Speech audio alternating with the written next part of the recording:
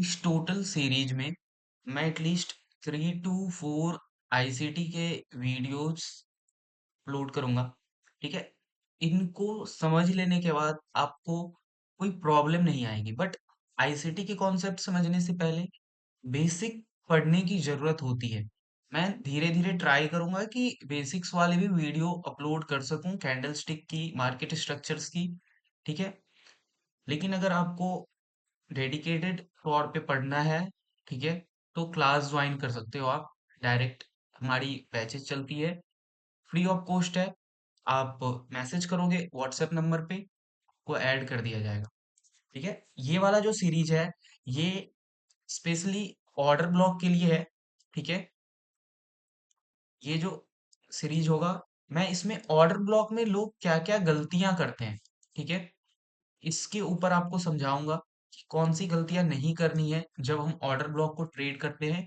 Order block की सही entry क्या होती है, क्या क्या क्राइटेरिया होती है इसकी, जिसमें देख करके हम सेलेक्ट करते हैं कि ये ऑर्डर ब्लॉक वैलिड है या फिर इनवैलिड है। ऑर्डर ब्लॉक भी वैलिड एंड इनवैलिड होते हैं। ठीक है। वैलिड एंड इनवैलिड, तो ये सारी चीजें देखेंगे। ठीक है। सबसे पहले स्टार्ट करते हैं कि होता क्या है ये ऑर्डर ब्लॉक। आईसीटी का कॉन्सेप्ट है। ठीक है। इसको समझने के लिए जिन चीजों को हमें समझना पड़ेगा, उसमें पहला पॉइंट है लिक्विडिटी का, कि लिक्विडिटी क्या होता है मार्केट के अंदर में। ठीक है। उसके बाद फेयर वैल्यू गैप्स को समझना पड़ेगा। उसके बाद मार्केट स्ट्रक्चर का जो एक इंपॉर्टेंट पॉइंट है, ब्रेक ऑफ स्ट्रक्चर, इसको समझना पड़ेगा। ठीक है। तो देखते हैं कि लिक्विडिटी होता क्या है। तो जैसे किसी भी चीज के लिए, जैसे हम इंसान हैं, हमें चलने फिरने के लिए भोजन की आवश्यकता होती है, फूड की जरूरत होती है। कोई व्हीकल है, गाड़ी है, मोटरसाइकिल है, उसे पेट्रोल की आवश्यकता होती है, डीजल की आवश्यकता होती है। वैसे मार्केट के लिए लिक्विडिटी एक फ्यूल है। ठीक है। मार्केट हमेशा लिक्विडिटी की तरफ जाती है। उसे जिस एरिया में लिक्विडिटी मिलेगी वो उधर ही जाएगा। लिक्विडिटी दो तरह से फाइंड आउट किया जाता है मार्केट में। ठीक है। एक होता है एक्सटर्नल लिक्विडिटी, एक्सटर्नल लिक्विडिटी,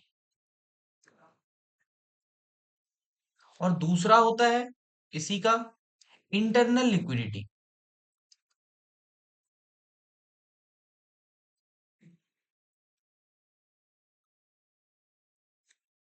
इसको कैसे समझा जाए कि एक्सटर्नल क्या होता है और इंटरनल क्या होता है।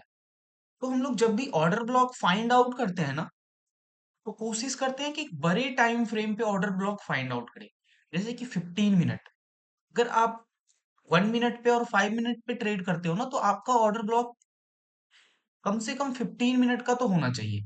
और अगर आप 15 मिनट पे ट्रेड करते हो, तो आपका ऑर्डर ब्लॉक कम से कम 1 आवर पे होना चाहिए। ठीक है। तो देख लेते हैं कि एक्सटर्नल लिक्विडिटी क्या होता है और इंटरनल लिक्विडिटी होता क्या है।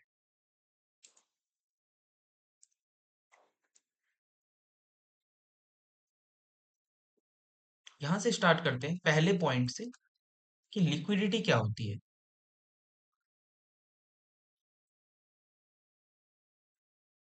तो मार्केट में आपको इस तरीके से स्ट्रक्चर्स देखने को मिलेगी।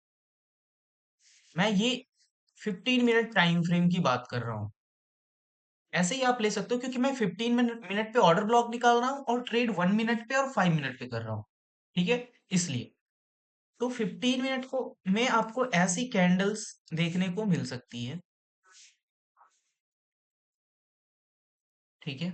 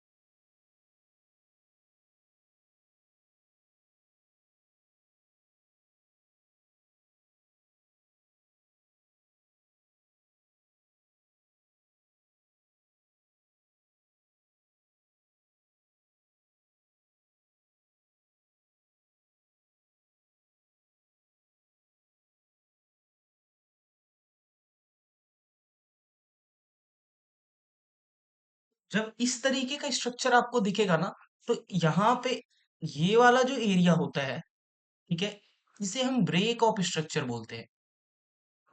हालांकि मैं एसएमसी के जो वीडियोज अपलोड करूंगा उसमें समझा दूंगा कि ब्रेक ऑफ स्ट्रक्चर क्या होता है, बट अगर आपको पता है तो ब्रेक ऑफ स्ट्रक्चर ये होता है, ठीक है। और ये 15 मिनट का टाइम फ्रेम है। तो इस ब्रेक ऑफ स्ट्रक्चर के बाद अगर ऐसा सिचुएशन क्रिएट हो चुका है मार्केट में और एक हायर टाइम फ्रेम पे ये एक की लेवल पे है, की लेवल मतलब सपोर्ट का लेवल था आवरली, या फिर कोई अच्छा सपोर्ट का पोजीशन है, वहां पे है, और ये ब्रेक ऑफ स्ट्रक्चर करने के बाद वापस से ऊपर की तरफ रिवर्स हो जाती है, ठीक है।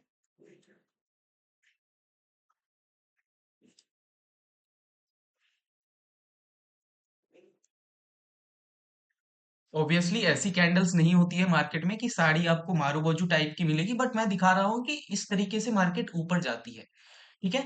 तो लिक्विडिटी क्या होता है ना, ये जो ऑर्डर्स यहाँ पे थे बाइंग के, ठीक है, जो यहाँ से जिनको लग रहा था कि मार्केट यहाँ से ऊपर जाएगी, इन दो कैंडल्स ने इनकी लिक्विडिटी स्वीप की। इनके नीचे में जो स्टॉप लॉसेस थे उनको हंट करना ही लिक्विडिटी है, यही लिक्विडिटी है। तो अगर ये स्टॉप लॉस हंट हो गए तो मार्केट में अब कौन सा स्टॉप लॉस बच गया, इसके ऊपर का। तो मार्केट लिक्विडिटी की तरफ जाती है। अब ये ऊपर जाएगी इस एरिया में, इधर का स्टॉप लॉस हंट करती है, ठीक है, क्योंकि इसके ऊपर लिक्विडिटी प्रेजेंट होंगे, पहले नीचे लिक्विडिटी प्रेजेंट्स थी इस तरीके से। अब इसके ऊपर लिक्विडिटी बच गई है तो ये इसके ऊपर की तरफ जा रही है। मैं चार्ट पे दिखाऊंगा इस एग्जांपल को, तो आपको ज्यादा क्लियर हो जाएगा, ठीक है। और लिक्विडिटी स्वीप हो जाने के बाद अगर आपको इसी एरिया में अगर आपको इसी एरिया में ऐसे कैंडल्स दिखे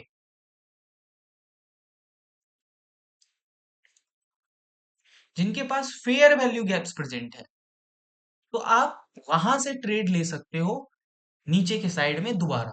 फेयर वैल्यू गैप्स क्या होते हैं, प्री कंजिक्यूटिव कैंडल, मतलब लगातार 3 कैंडल के बीच में जो फर्स्ट वाली कैंडल होती है उसके स्टार्टिंग पॉइंट, और जो ये लास्ट वाली कैंडल होती है उसके एंडिंग पॉइंट, ठीक है, इन दोनों के बीच में जो गैप्स होती है इसे हम फेयर वैल्यू गैप बोलते हैं।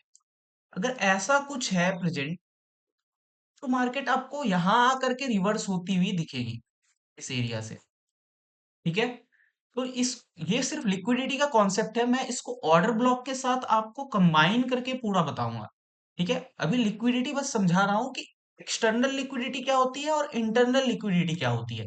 तो ये वाली जो लिक्विडिटी थी जो इन कैंडल्स के नीचे में स्टॉप लॉस पड़े हुए थे, ये एक्सटर्नल लिक्विडिटी थी,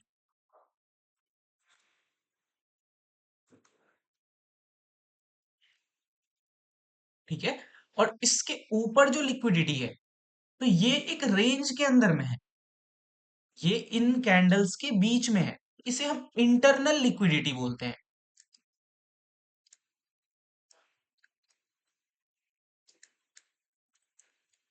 एग्जाम्पल के लिए मैं अभी दिखा देता हूं आपको कि ये कैसे दिखती है मार्केट के अंदर में।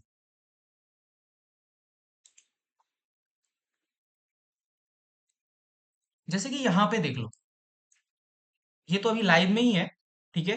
तो ये वाला जो स्ट्रक्चर है यहाँ का, आपको दिख रहा होगा कि मार्केट ने इसके नीचे क्लोजिंग करने के बाद ऊपर की तरफ मूवमेंट कर दी, ठीक है।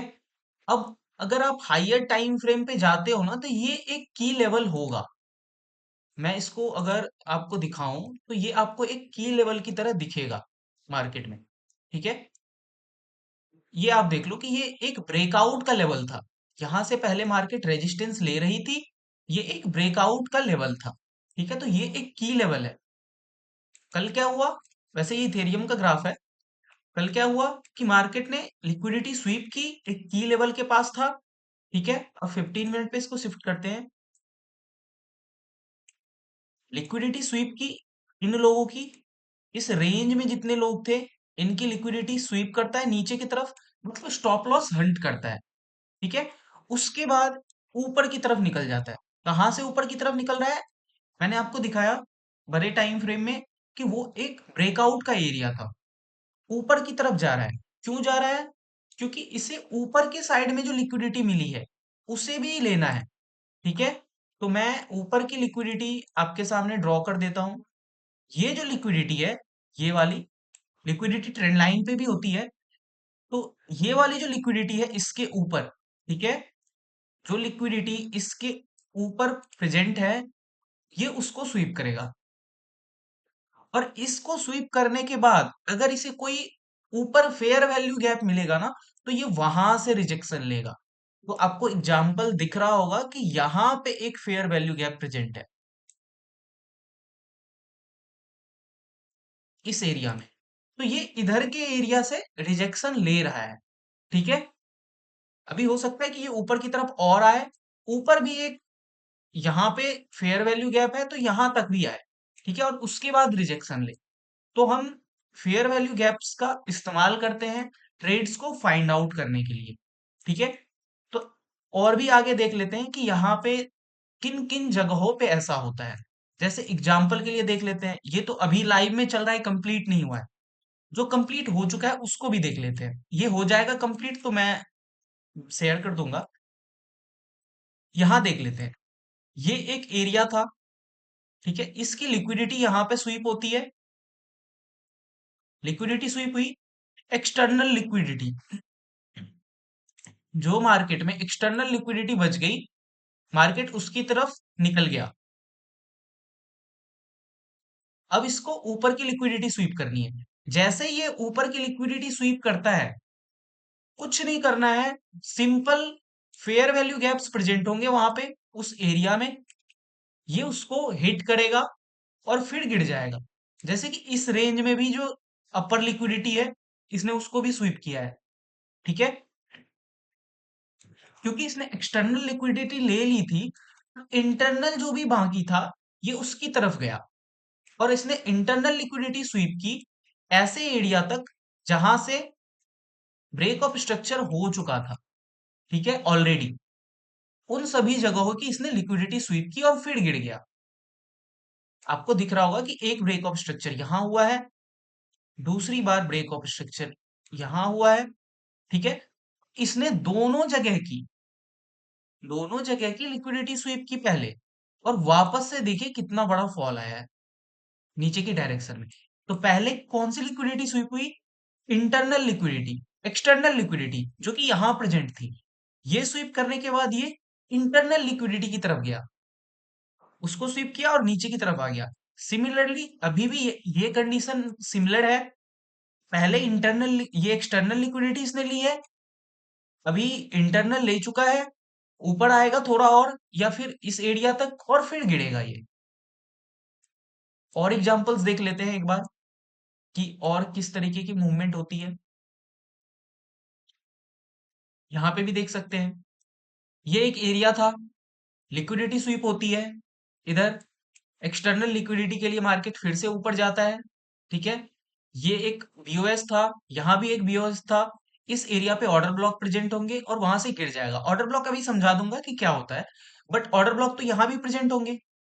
फिर ये ऊपर क्यों गया? क्योंकि इसके ऊपर लिक्विडिटी थी, इसके ऊपर लिक्विडिटी प्रेजेंट थी, स्टॉप लॉसेस पेंडिंग थे, जिन्होंने यहां सेल किया था, तो ये उसकी तरफ गया है। ठीक है, जो स्टॉप लॉस बाकी रह गए थे इसके ऊपर ये उसकी तरफ गया है और वो उसको हिट करके फिर वापस नीचे आ रहा है, और कुछ भी नहीं किया इसने। ठीक है, तो इसी कॉन्सेप्ट को बोलते हैं लिक्विडिटी स्वीप करना।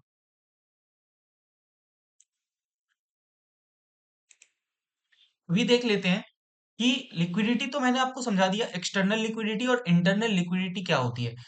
सिंपल भाषा में अगर बोलूं तो ये स्टॉप लॉस है, मार्केट का एक फ्यूल है, मैग्नेट की तरह एक्ट करता है, मार्केट उसी डायरेक्शन में जाती है जहां पे लिक्विडिटी प्रेजेंट होती है। ठीक है, इसके बाद इसको समझने के लिए जो दूसरा कॉन्सेप्ट है वो ये है कि fair value gaps, order block समझने के लिए आपको लिक्विडिटी समझना पड़ेगा, फेयर वैल्यू गैप समझने होंगे और ब्रेक ऑफ स्ट्रक्चर समझना होगा। तो फेयर वैल्यू गैप्स क्या होते हैं? ठीक है, जो इसमें सेकंड वाला पॉइंट है आपका, पहला तो मैंने लिक्विडिटी एक्सप्लेन कर दिया, जो सेकंड पॉइंट है आपका, वो है फेयर वैल्यू गैप्स।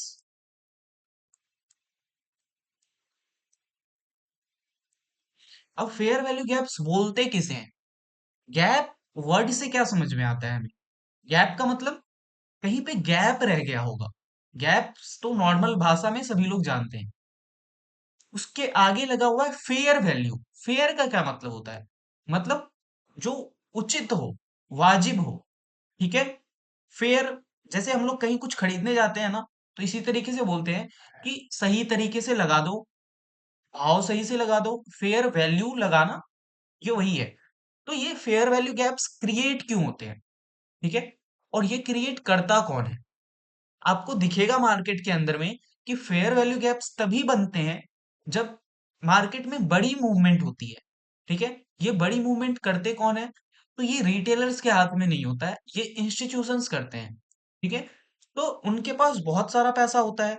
वो एक बार क्या करते हैं, अपनी आधी क्वांटिटी जैसे ही एग्जीक्यूट करते हैं, तो मार्केट में एक बड़ी मूवमेंट हो जाती है और प्राइस गैप्स, अपने कैंडल्स के बीच में गैप्स छोड़ करके चली जाती है। ठीक है। यहाँ पे गैप्स पेंडिंग हो जाती है। जैसे ये वाला कैंडल का हाई है, और ये फर्स्ट कैंडल अगर मैं लेता हूं, और ये मैं थर्ड कैंडल लेता हूं, और ये सेकंड कैंडल लेता हूं, तो फर्स्ट कैंडल के लो और थर्ड कैंडल के हाई, इनके बीच में जो गैप प्रेजेंट है, इसे ही हम बोलते हैं फेयर वैल्यू गैप्स। ठीक है। तो मार्केट क्या करती है ना, इन गैप्स को छोड़ के चले जाती है।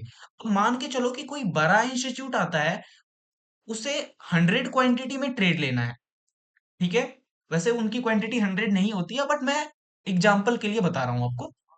जब वो 50 क्वांटिटी यहाँ पे एग्जीक्यूट करते हैं ना, अपनी 50 क्वांटिटी एग्जीक्यूट करते हैं, उनकी क्वांटिटी इतनी बड़ी होती है कि प्राइस बहुत तेजी से ऊपर की तरफ मूवमेंट कर जाता है। तो अब जो मूवमेंट हो चुकी है, तो प्राइस तो महंगा हो गया। तो ये आदमी, जिसे कोई भी सामान बहुत सस्ते दाम पे यहां मिल रहा था, वो यहां तो खरीदेगा नहीं। तो ये लोग क्या करते हैं, ऊपर जाके अपना प्रॉफिट बुक करते हैं। रिटेलर्स की एंट्री होती है यहाँ पे, और मार्केट फिर नीचे की तरफ आती है इन फेयर वैल्यू गैप्स में। जब ये फेयर वैल्यू गैप्स में आती है नीचे वापस, तो इनकी जो बाकी की 50 क्वांटिटी थी, वो एग्जीक्यूट होना यहाँ से स्टार्ट होती है, और मार्केट यहाँ से फिर से ऊपर की तरफ मूवमेंट करता है। तो इसीलिए आपको दिखेगा कि मार्केट फेयर वैल्यू गैप से भी मूवमेंट करती है। ठीक है। तो इसे फेयर वैल्यू गैप्स बोलते हैं। ये बाई साइड का फेयर वैल्यू गैप है। सेल साइड में ये ब्लैक कैंडल की जगह आपको रेड कैंडल दिखती होगी, तो वो इस तरीके की दिखती है। ये भी फेयर वैल्यू गैप्स है।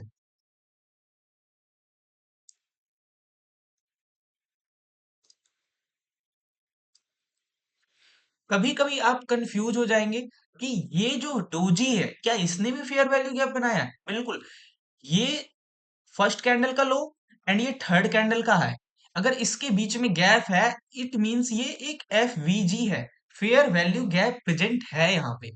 ठीक है। तो हमने लिक्विडिटी समझ लिया क्या होता है, हमने फेयर वैल्यू गैप समझ लिया क्या होता है। ठीक है। अब देखते हैं कि ब्रेक ऑफ स्ट्रक्चर क्या होता है। जो तीसरा पॉइंट है ना, वो ये है कि ब्रेक ऑफ स्ट्रक्चर क्या होता है मार्केट में,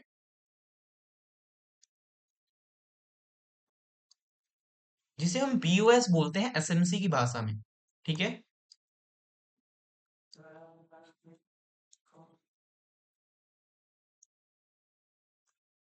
ब्रेक ऑफ स्ट्रक्चर, तो मार्केट की जो मूवमेंट होती है ना, वो हमेशा इस तरीके से नहीं होती है कि वो ऊपर की तरफ ही जा रहा है ऐसे।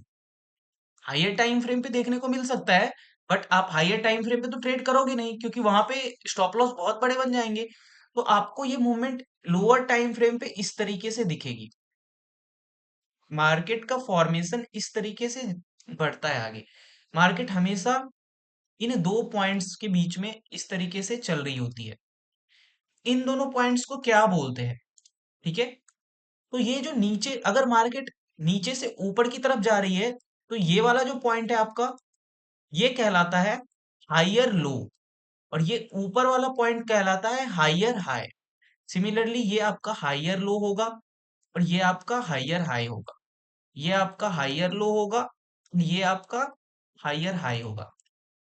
जितनी बार मार्केट अपने हायर हाई को तोड़ती है, जैसे कि यहाँ पे, यहाँ भी एक हायर हाई होगा और ये एक हायर लो होगा। यहाँ पे जब जब ये अपने हायर हाई को तोड़ के आगे निकल जाती है, ये हर बार क्या करती है? ब्रेक ऑफ स्ट्रक्चर करती है। इसी को बोलते हैं BOS. BOS. BOS. Order block के लिए फाइंड आउट करने के लिए तीन चीजें हमें पता होनी चाहिए: बीओएस, एफवीजी एंड लिक्विडिटी। ये तीनों मैंने आपको बता दिया है कि ये तीनों क्या होती है। ठीक है, अभी चार्ट पे देखते हैं कि कैसे एक valid order block find out किया जाए। ठीक है, यहां पे देख लेते हैं।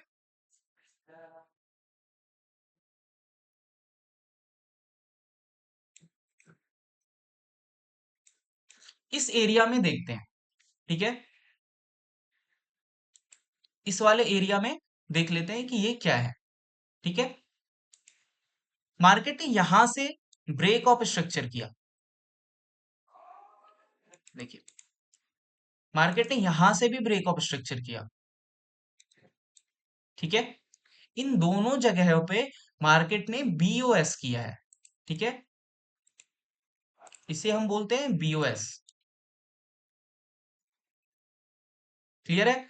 तो जब मार्केट यहां से गिर रही थी तो हमें इसमें ट्रेड नहीं लेना होता है, कहीं से भी आपका स्टॉप लॉस हिट हो जाएगा। ठीक है, इसमें ट्रेड नहीं करना होता है। हमेशा ध्यान रखेंगे इन बातों का कि जब भी आप ट्रेड करते हो तो डायरेक्ट ट्रेंड की डायरेक्शन में एंटर करना सेफ नहीं होता है, रिस्की होता है। आप स्कैल्पिंग कर सकते हो, ट्रेडिंग नहीं कर सकते हो। स्कैल्पिंग एंड ट्रेडिंग दोनों अलग अलग चीजें हैं। ठीक है, स्कैल्पिंग में आप एक छोटा पॉइंट बुक करते हो और ट्रेडिंग के अंदर में आपको बड़े पॉइंट्स बुक करने होते हैं। ठीक है, तो जब यहाँ बीओएस होता है मार्केट में, तो इसके ऊपर फेयर वैल्यू गैप्स प्रेजेंट है। यहाँ पे सबसे पहले तो ये देखो कि बीओएस जब हुआ है मार्केट में तो क्या यहाँ पे फेयर वैल्यू गैप्स प्रेजेंट है? तो बिल्कुल प्रेजेंट है। इन वन, टू एंड ये ग्रीन वाला, इन तीनों कैंडल के बीच में फेयर वैल्यू गैप्स प्रेजेंट है। तो ऑर्डर ब्लॉक कहाँ पे होगा? ठीक है, कि ऑर्डर ब्लॉक बनेगा कौन सा कैंडल? तो इसी में एक कैंडल होता है जिसके बाद मार्केट ऊपर नहीं जाती है। ठीक है, वो कैंडल जिसके बाद मार्केट ऊपर की तरफ नहीं जाती है, नीचे आकर के ब्रेक ऑफ स्ट्रक्चर कर देती है, तो वो आखिरी ग्रीन कैंडल होगा। ग्रीन कैंडल के मूव में वो कैंडल होगा। तो यहाँ पे जो वो कैंडल है वो ये वाला है, ये छोटा सा कैंडल है जिसने बाकी के इन छोटे छोटे कैंडल्स की भी लिक्विडिटी स्वीप की है। तो ये ऊपर वाला जो कैंडल है आपका, यही आपका ऑर्डर ब्लॉक है। ठीक है, मैं थोड़ा सा जूम करके बना देता हूँ, इसको क्लियर हो जाएगा।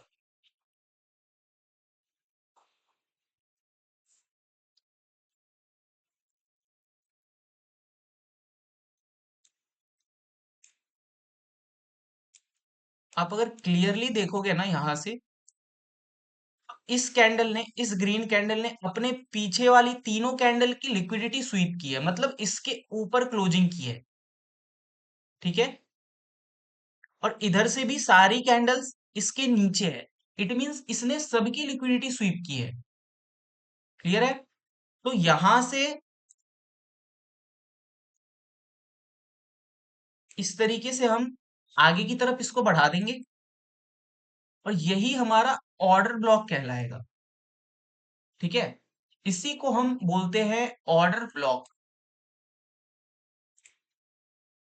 ये वाला कैंडल हमारे लिए ऑर्डर ब्लॉक की तरह काम करता है।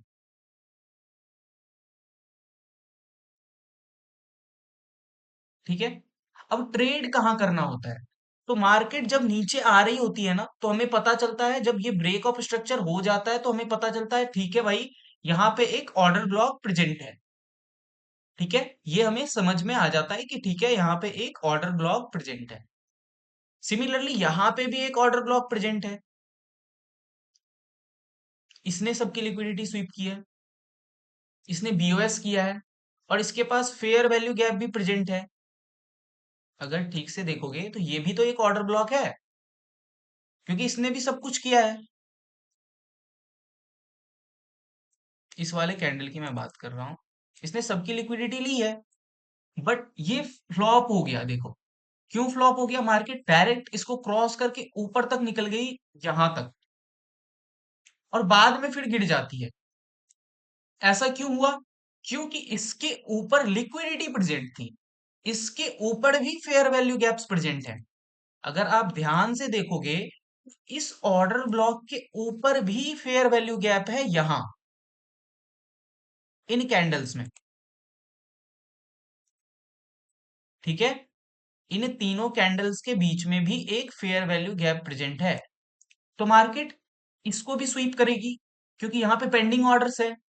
इसके ऊपर एक ऑर्डर ब्लॉक बना हुआ है, तो मार्केट उसको भी स्वीप करेगी। ठीक है, उसको स्वीप करने के बाद मार्केट डायरेक्ट गिर जाती है नीचे आकर के। फिर नहीं कोई स्वीप होता है लिक्विडिटी का, क्योंकि लिक्विडिटी यहां तक प्रेजेंट थी मार्केट में। ये एक छोटा सा स्ट्रक्चर था जिसके ऊपर स्टॉप लॉस प्रेजेंट होंगे, उनके जिन्होंने यहां से सेल किया था।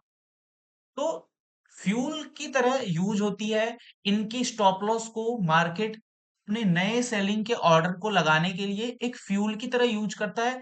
इन सबको मार्केट से आउट करता है। यहाँ देखिए छोटा सा वीक ऊपर गया, इन सबका स्टॉप लॉस हिट हुआ, वहीं से नीचे आ जाती है मार्केट।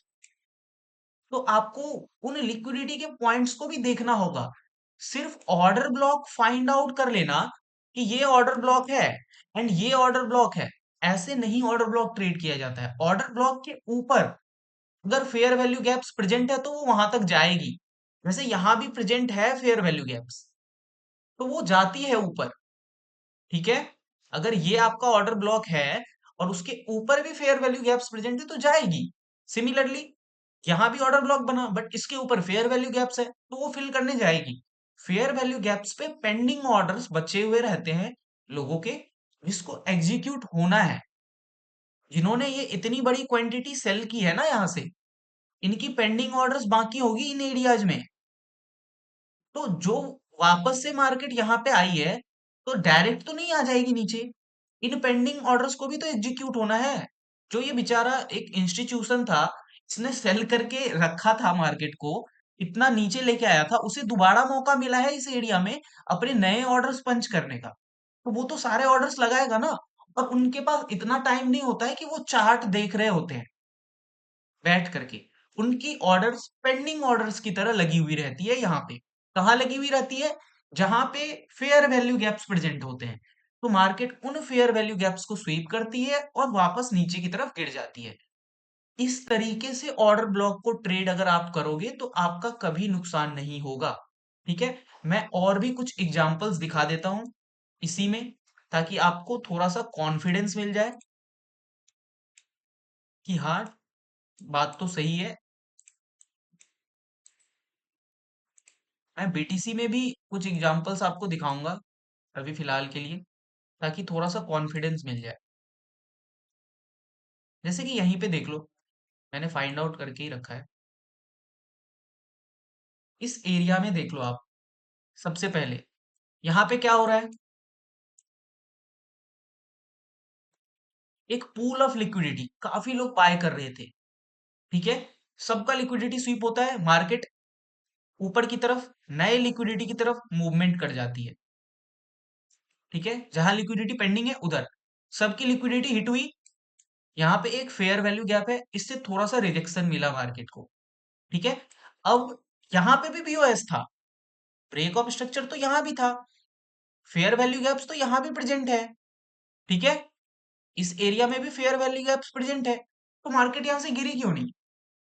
ये फेयर वैल्यू गैप्स है ना, तो यहाँ से क्यों नहीं गिरी? ऑर्डर ब्लॉक तो यहाँ भी बना होगा, क्योंकि इसके ऊपर भी एक फेयर वैल्यू गैप है, इसलिए मार्केट नहीं गिरी। इसके बाद थोड़ा सा रिजेक्शन लेती है, यहाँ पे कुछ पेंडिंग ऑर्डर्स पड़े होंगे इस फेयर वैल्यू गैप पे, वो एग्जीक्यूट होते हैं, नीचे आती है मार्केट, दोबारा से ऊपर चले जाती है। क्यों चले जाती है? क्योंकि इसके ऊपर भी फेयर वैल्यू गैप्स है, और आप देखोगे कि इसके ऊपर भी एक बीओएस हुआ है इस एरिया में, यहाँ पे भी एक बीओएस है। तो इसका मतलब क्या है कि इसके ऊपर भी लिक्विडिटी प्रेजेंट होगी सेलर्स की, तो इसको भी हंट करेगा। और इसके ऊपर अगर फेयर वैल्यू गैप्स प्रेजेंट है तो वहां भी जाएगा। तो इसीलिए इन सारे फेयर वैल्यू गैप्स और लिक्विडिटी को स्वीप करते हुए मार्केट जब गिरती है, तो सही तरीके से गिरती है। इससे पहले जो ये छोटे छोटे फॉल आ रहे होते हैं ना, ये सिर्फ higher low and higher high होते हैं मार्केट के अंदर में, इसमें फंस जाओगे आप। इसीलिए सबसे पहले इन चीजों का ध्यान रखना पड़ेगा कि लिक्विडिटी कहाँ पे प्रेजेंट है, फेयर वैल्यू गैप आखिरी वाला कहाँ पे प्रेजेंट है, ताकि आप वहां तक की बात सोच सको। ठीक है, वहां तक अगर आप लोगे ना तो ये सेफ होगा। अब देखो, ये जो ट्रेडिंग का स्टाइल होता है कि आप इस तरीके से मार्केट नीचे आ रहा था, ब्रेक ऑफ स्ट्रक्चर करता हुआ अब वो रिवर्स हो रहा है। तो मैं जो ट्रेडिंग करता हूं ना, वो रिवर्सल ट्रेडिंग है, बहुत सेफ होता है। ये आपका ए होता है, जिसे हम ट्रेंड बोलते हैं। ठीक है, जब मार्केट गिरती है, ये आपका वी बी होता है, जो कि वी शेप रिकवरी की तरह दिखता है आपको मार्केट में। जैसे वो गिर रहा होता है, फिर ऐसे ही हायर लो बना करके वापस ऊपर चला जाता है। बट जो सेफ एंट्री होती है रिवर्सल वाली, वो होती है सी में। तो आपको जो ट्रेडिंग करनी होती है वो सी में। इसीलिए बोला जाता है कि ट्रेडिंग के अंदर में आपको पेशेंस रखना पड़ता है, डिसिप्लिन रखना पड़ता है। आपको एक ट्रेड फाइंड आउट करने के लिए वेट करना पड़ेगा कि मार्केट जब ए में गिर रही होगी तो आप ट्रेड नहीं करोगे, जब बी में जा रही होगी फिर भी आप ट्रेड नहीं करोगे, जब वो सी में आपके लेवल्स पे आ जाएगी फिर आप अपनी क्वांटिटी लगाओगे ट्रेड में। और अगर इस तरीके से ट्रेडिंग करोगे तो नुकसान नहीं होगा। ठीक है, तो ये पूरा कॉन्सेप्ट था ऑर्डर ब्लॉक का, लिक्विडिटी का एंड फेयर वैल्यू गैप का। मैं liquidity and fair value gap को अलग से भी पढ़ा दूंगा जब इस सीरीज को मैं कंटिन्यू करूंगा, एसएमसी वाली सीरीज को। अभी तो ये बस एक सेटअप की तरह बता रहा हूं। जब एसएमसी सीरीज को मैं कंटिन्यू करूंगा तो मैं अलग से सबके ऊपर एक डेडिकेटेड वीडियो बनाऊंगा एग्जांपल्स के साथ में। ठीक है, तो अगर आपको वीडियो पसंद आ रही है तो आप चैनल को देख लेना। जो भी, मैं ऐसे बोलता नहीं हूँ, बट अगर आपको करना हो सब्सक्राइब कर सकते हो, क्योंकि यहाँ पे एजुकेशनल कंटेंट मिलेगी आपको। ठीक है, और अगर कोर्स ज्वाइन करना हो, कोई पैसा नहीं है, कोर्स का फ्री ऑफ कॉस्ट है। ठीक है, वहां पे मैं डेडिकेटेड क्लास में आपको पढ़ाऊंगा, ऑनलाइन ही होगी, लाइव होगी ट्रेडिंग, क्लास में आपको पढ़ाया जाएगा रोज। तो डेली होती है वो क्लास। तो आप मैसेज कर सकते हो, व्हाट्सएप का नंबर होगा नीचे, या फिर इंस्टाग्राम कहीं पे भी मैसेज कर सकते हो। ठीक है,